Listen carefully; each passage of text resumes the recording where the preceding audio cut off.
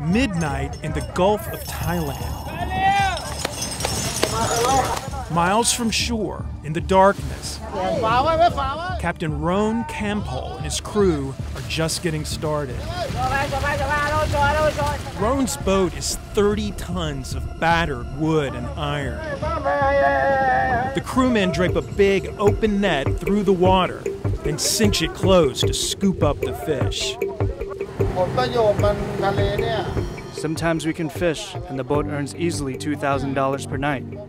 But sometimes we don't get anything, barely $280 a night. Americans import 90% of their seafood, roughly $1.5 billion worth every year from Thailand alone. That means much of what we consume in the U.S. is caught by workers like these on boats like this.